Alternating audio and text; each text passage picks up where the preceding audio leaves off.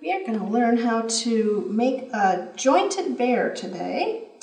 Usually when I do polymer clay sculptures, they just kind of sit there, but these guys can get up and walk around.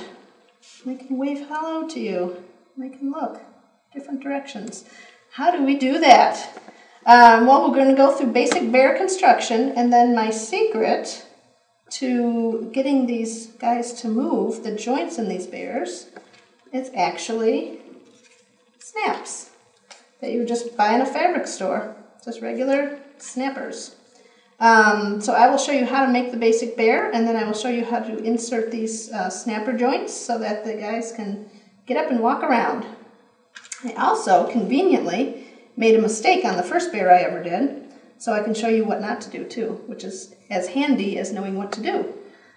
So first let me show you my method again for kind of dividing up your clay to get the right amount for each bear part. And it's not the most exciting process, but I'm going to let you watch me roll this out because I can also give you a lesson in snake rolling while we're doing this.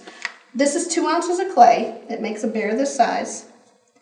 And the way I kind of think about all my little animal figures, all my mammals, is in terms of dividing this 2 ounces the correct way for the body, the head, and the arms.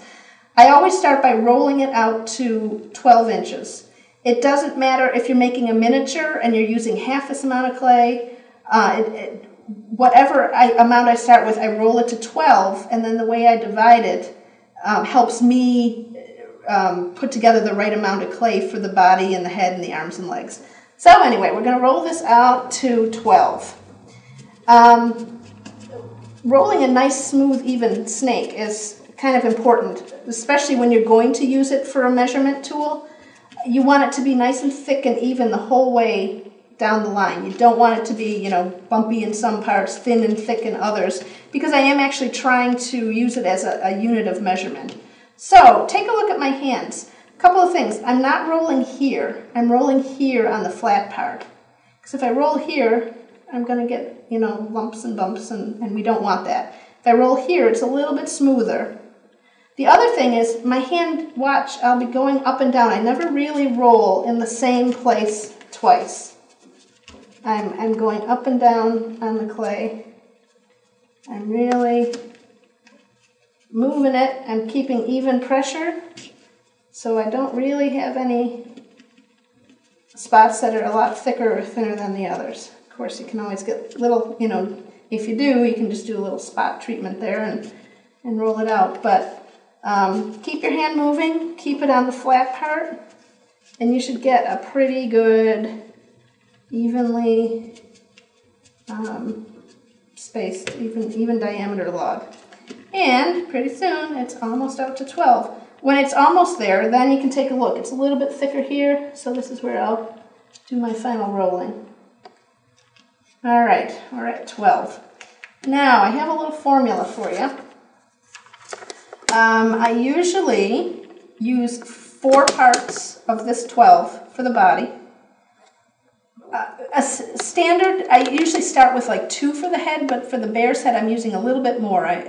So I'm using 2.5 parts for the head, 1 part for each arm, 1.5 parts for each leg, and then what is left over is a half a part. And for that, we'll use the muzzle and the ears and the little extras, the little extra parts, the features. All right, so for the body, here is 12 inches, so I'm using 4 for the body. I'm using 1, 2.5 for the head. Some animals I'm going to use 2, like the rabbit, but for this one I'm going to use 2.5. Then 1 each for the arms.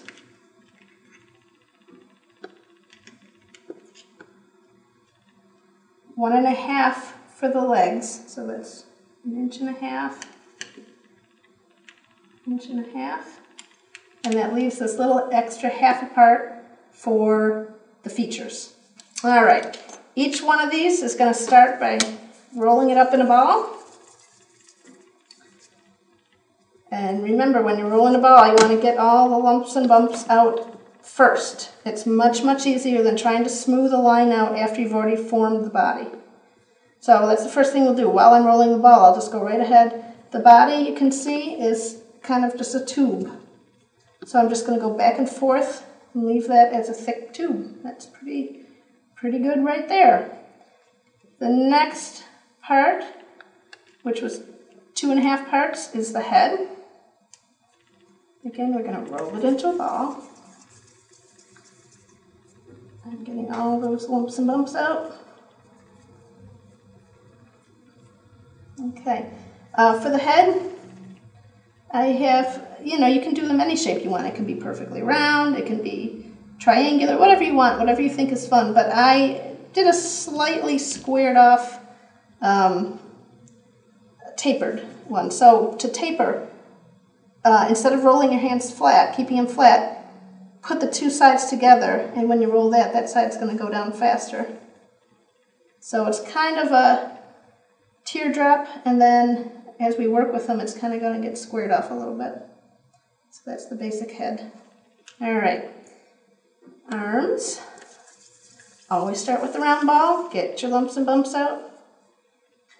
And again, we're going to leave it as a short little tube, like that. Same for the legs. Roll it out, nice and smooth, and leave it as a slightly longer tube.